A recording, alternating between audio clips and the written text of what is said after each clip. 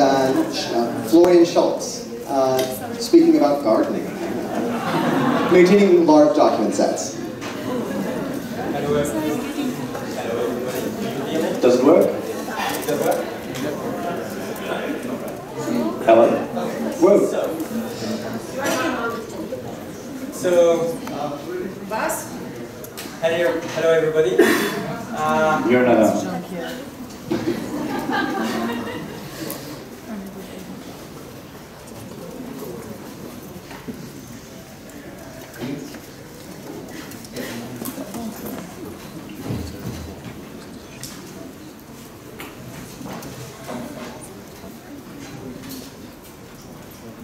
So, hello everybody. My name is Jean-Yves Perrier. I'm working for Mozilla and I'm coming from Switzerland and living in London. This is Florian Scholz.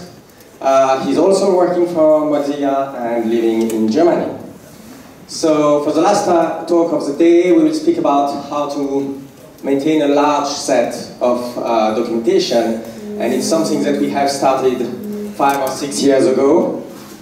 First as volunteers and now as employees, and in fact we are the one reading the spec and then writing the documentation.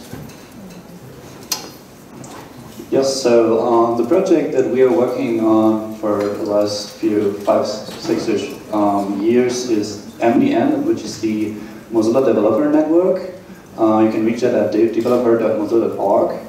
And so yeah, Jean-Yves and I, we actually met like 5 years ago in the first like community meetup to work on this open documentation site. It's a wiki, and it's actually been around for a bit longer than 5 years. It's been around this year for about 10 years. So there's like an established community that cares about like web documentation and Mozilla documentation. And over the last 10 years, we had some like changes with the platforms we are using. In the first few years, we've been using the MediaWiki platform, which Wikipedia is using as well. That didn't suit technical documentation that well, so we switched to a different product, which was MindTouch DekiWiki, which is like a big product for technical documentation. And then we had another migration with the content. We finally switched to our own homegrown Django-based backend, which we call Kuma, and that's been around since 2012. And since then, the whole MDN technology stack, like both the content and the backend that's serving all the content is open source. So you can like really contribute from like the Django part, and also with all the documentation that you can find on the wiki. In 2014, we also launched a learning area. So MDN was used in the past for a lot of reference material for like experts who really know what CSS is in details and just want to browse some API reference documentation, but we are nowadays also focused more on teaching beginners and helping them on their way on the web by talking about basic stuff like what is a browser, what is HTTP, and so forth. And so yeah, the MDN is a large documentation site which is consists of over like 10,000 English documents and is translated in many languages. So we have different communities in different countries all working on MDN. We currently have over 1,000 people making at least one edit in a month on MDN. As I said, we document like the open web, which is huge, all the web technologies of the web, HTML, CSS, JavaScript, all the web APIs, and a lot of more technologies. And yes, we are like we make contents for like experts who just want to quickly browse the reference, and we also try to teach beginners, and we document like new experimental technologies like WebRTC, WebGL, and so forth. But also there's like older documentation like XML, XParse, MathML, old technologies on MDN that we all try to serve to our audiences. So we like to compare writing and maintaining a large set of documentation as something similar to gardening. And the first thing is when you are building and making a garden, you have to think about how to organize your garden.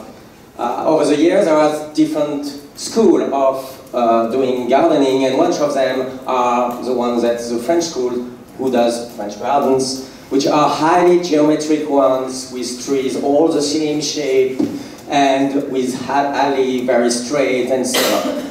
And this is more or less the way documentation has been done with traditional medias. For example, a classical paper encyclopedia defined at the beginning how each article will look like, what kind of structure will be used for geographic articles, and so on. And the plan here is very, very important, and when it is set, you cannot just come back and redo half of your encyclopedia. So this is one of the type of garden, and nowadays with the web, we see that we can have a much more flexible way. It doesn't mean that there is no plan. British gardens, for example, are highly planned gardens, which have alleys, which have rules about which colors goes together, which shape of trees you can put in which area of the garden. But they provide something a little bit different. In the same way, for the web, a wiki, for example, provides the same things. It provides flexibility. You don't need to have everything planned from the start. You can adapt the different areas with new ideas. You can reuse some good things by moving them elsewhere in the garden or elsewhere in the documentation, and you can change and make experiments in some areas. Also, you don't need to follow the plan to build the garden. You can make different parts of the garden at a different moment of time or at the same time without even talking too much together. And this is much more flexible. Also, with documentation, one big thing is maintaining documentation is a critical element. Like with garden, the garden will grow and the plants will decay at some times. And when you plan a garden that will last hundreds of years, you have to take this into account. So, what challenges face a gardener or a writer of documentation or maintainer of a large set of documentation? The first is, especially with a wiki, you don't start with an empty field. It's not somewhere you can just go and start building. Most of the time with a wiki, you will come to an area that is already partially and sometimes and often poorly documented. You come to a jungle. And inside the jungle, you will find dead trees that you have to remove, to destruct, to burn first. And you will find also very, very nice plants, but completely hidden by weeds, and you have to remove the weeds. So this is the first thing to keep in mind. You are not coming to an empty field, and you have to work with what is existing. So among the things that are to be taken care of on a wiki is you will have a lot of what we call bandwidth, which will be typographic errors, orthographic, grammatical errors, or misplaced edits. Some people who have not understand the plan, who try to make things better, but do it in a wrong way or do it in a way that is not the correct one that you have planned, and you have to move the edits, remove the edits, engage people. We have noticed that this is appearing most of the time on areas that are not well maintained. The better maintained is an area of the documentation, the less obnoxious edits you get. To solve this problem, we have set up processes to onboard new contributors. So we watch the first edits of each editors, and we engage with them when they are not suitable or not very good, so that they can improve and be better. We also often move edits from one part to the other. Another challenge is invasive plans. Most of the time it's spam, and with a wiki we get a significant amount of spam. But here also, the fact that we watch every edit and we remove very quickly spam helps a lot, because that way people doesn't even see the spam. It's very rare that people see a page which has been defaced or so on, because we are very quick. On the other side, if you don't take care about this continuously, what will happen is people will come to more and more page with a lot of spam, and this attracts more and more spam, because just people think, oh, there is this link here that leads to whatever, maybe I can add my own leads to my website, because this website is really renowned and it will give me a lot of juice. Another problem that we have are diseases. Diseases are a little bit like spam, but much worse. So a lot of people try to put illegal and inappropriate content on a wiki. And here you have to be very, very careful about what you can get. So the least terrible ones are copyright violation or even pornography. You can get much, much worse, and you don't even want to think about it. And it's important because, like for a disease in the garden, you have to take care of them. So if you get fire blight in the garden and you don't take care of it, if you don't announce it to the authority, it's the government that will come to you and say, you have to burn this tree, you have to burn this. And it's the same for your website, for your documentation website, which is a wiki. If you don't take care about this, the government will come to you and say, you have to act now, very quickly, or we shut down your website. So, planning the garden is the first thing that we have to do, and we have to see what we document. So we are trying to document the web, which is huge, which contains 100 HTML elements, 400 CSS properties, and about 3,000 or 4,000 APIs, property, and methods in JavaScript.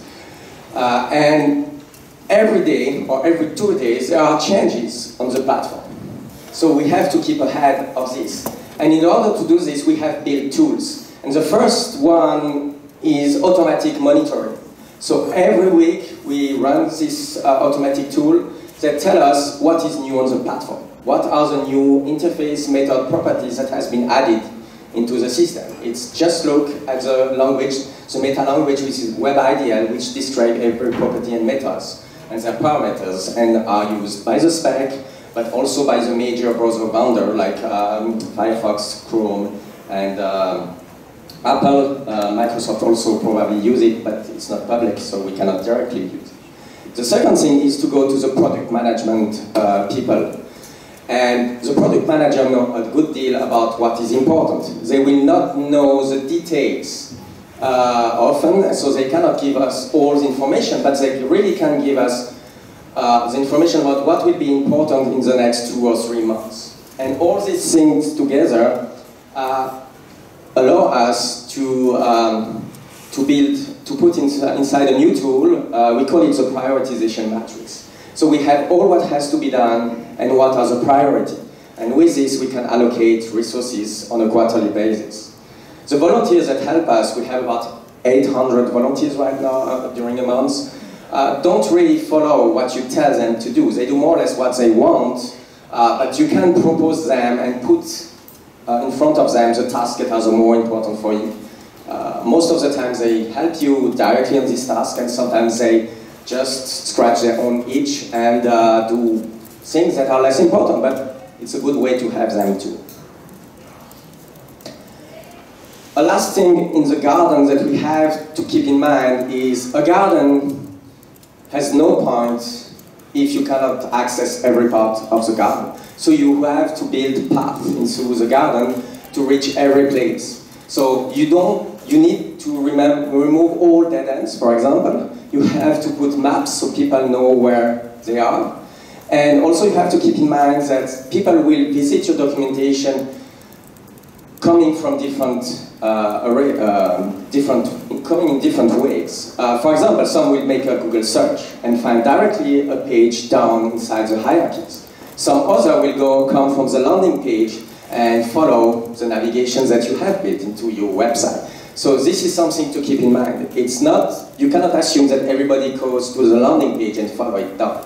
So however they come, however what they want to do, maybe they want to visit the rose garden, or maybe they want to look at birds that exist in some area of your garden, you cannot make assumption about what they want.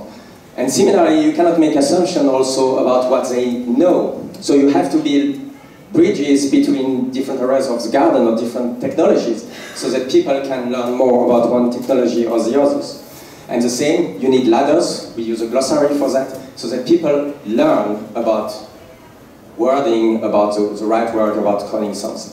CSS properties is not the same as CSS pseudo class or CSS pseudo element. And beginners doesn't know that there is a difference. They call it all the same. Yes, so paths and trails and the gardens are pretty important. And here we have one pretty one practical example that we changed this year in our navigation and our trails through the garden. So in this case, we are in the Spanish JavaScript garden, and this page is talking about the area object in JavaScript. And on the left side, you can see that the navigation is pretty small. There are only 5 methods on the area object, which, if you know a little bit of JavaScript, the area object has way more than 5 methods.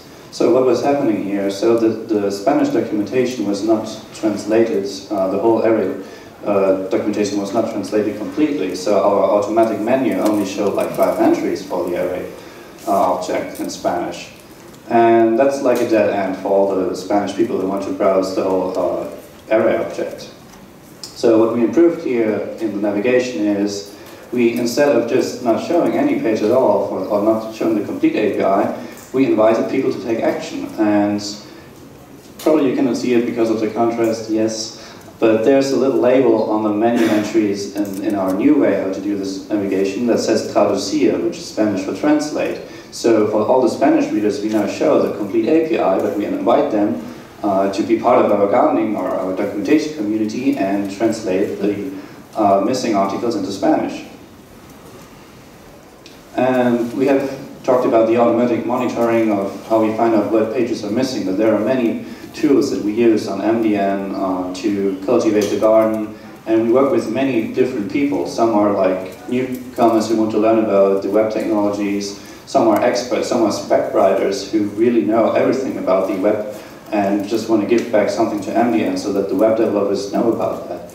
And so all these people are pretty, have pretty different backgrounds, and some know how to, water the roses and do some stuff in the gardens. But we also need to provide help to those people who do not know how to deal with our documentation. And for that, we really revamped our meta documentation, which is documentation about how to do documentation. And we really revamped that earlier this year to 3 simple steps to MDN. Basically, our main entry points to contribute to MDN are we are interviewing the contributors that like code, if they like words, or if they like pose. Codes are words, which is typical for technical writer, they mostly know both. And so we kind of find out what kind of person we are talking to and what kind of background that person has who wants to contribute to MDN.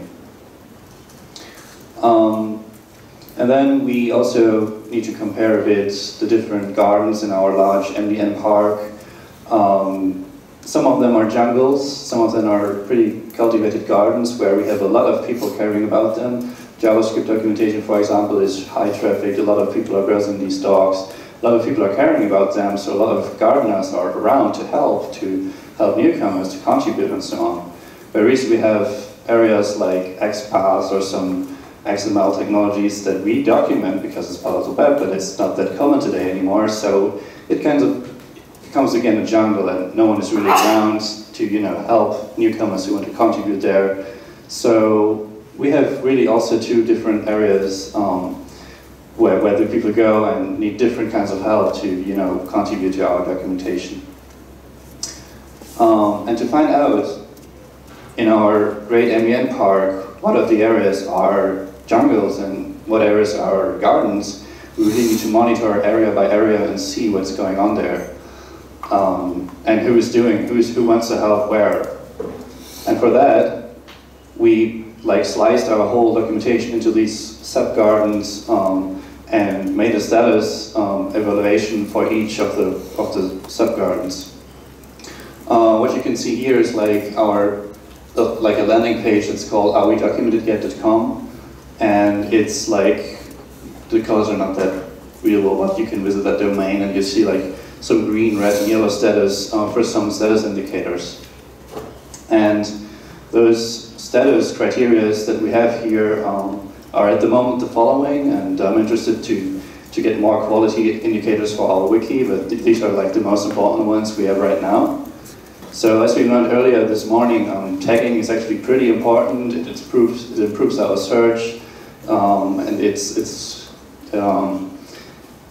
yes. So we have like the normal tagging system, which we want to use some taxonomy there as well, and well-maintained tagging is always good to have. We also have needs tags, which is kind of a meta thing for us. So we can tag every page and say this page needs a compat table, this page needs some update here and there. So that's like a meta tag for us to indicate, hey, there's some work needed here. Then we also have the editorial technical review flags. And all these things are appearing at the status page that looks at this area, in this case the Firefox OS garden, and looks, okay, how many pages are flagged with no tags, or how many pages are outdated, like how many pages are older than 1 year, so we can probably mark them as outdated because the web evolves so fast. So if we have a document that has not been touched in over a year, then yeah, probably it's becoming the jungle. And also we have a ticketing system, which is Bugzilla. It's huge. There's a lot of stuff in there. A lot of stuff affects documentation, and it's somewhere hidden in that big bug database. And this site also tries to get those bugs out of Bugzilla, displays them on the status page, so that you can see, okay, we have 5 dogs affecting Firefox OS documentation in our ticketing system. Let's display all this on the status page. One more tool before leaving, which is pretty experimental at the moment. It's some sort of wiki linter that like does some style checking, some like unit testing, regexping against your editing in the wiki, because we have several wiki engines in the past and several like content dead stuff that we want to avoid, code examples that are not working, and while you're editing and you just want to like fix a typo or something, you forget, okay, we had this style guide change, we don't want to do this and that anymore, or code examples shouldn't use evil, please. So there's like some basic stuff that you can test when editing a wiki page and give you live feedback while you're editing if there's some problems. And this is like in the garden, if you turn off the water, this is like a reminder for the contributors to look at stuff and fix it while they're editing the article anyway.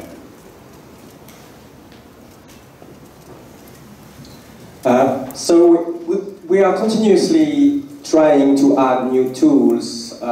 We have plenty of ideas. We want to generate skeletons from the specification or from what is implemented in order to remove all the tedious part of the documentation and to keep the work of the writer to be really to add the value about the words and not about taking care about all the details, like, okay, here I have to put this in bold, or here I have to read again the spec to be sure that the spec has not been changed during the 2 weeks that I worked on the documentation and so on. So we are continuously adding new tools, and we are also trying to adapt the processes to make it easier to have a better flow, and also to have more people, more volunteers helping us on difficult tasks.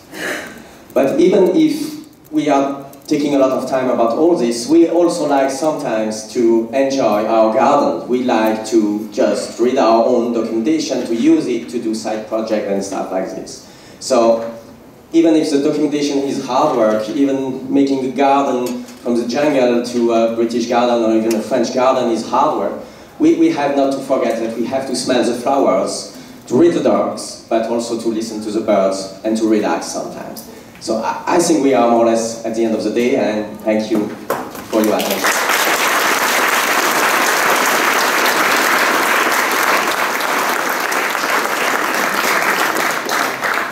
I love gardening, not good at it, and I love wikis, decent at it, so that was amazing.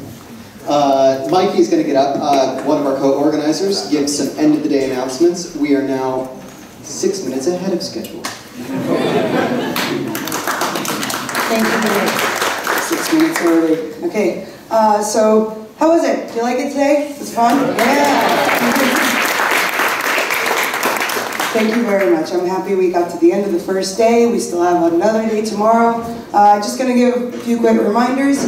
We have a party tonight at the pub. All the details are on the schedule on the website. We start at 7. It's basically down the street. We're going to have an open bar. Please bar responsibly. Okay, all of our events are under code of conduct and also under code of common sense. And also don't forget, we have a full day of talks tomorrow. Same schedule as today. We open the doors at 9 and breakfast. First talk is at 10. So tomorrow, keep using the hashtag. We love seeing your tweets. It's really, really lovely. It also helps. We have some people following from the States and from places that they couldn't come, so it's really nice. Our Slack channels are also doing quite well. We have people taking notes. Thank you so much for that. We can collaborate on that later. Thank you so much for all the speakers. We've had amazing, amazing talks today. Give an applause for all the speakers and the lightning talk.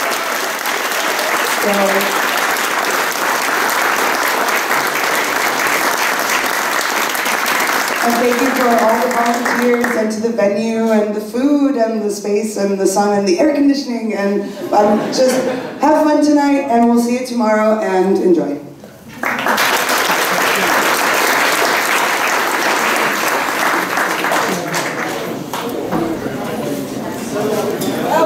We're back at the registration desk. Please pick them up.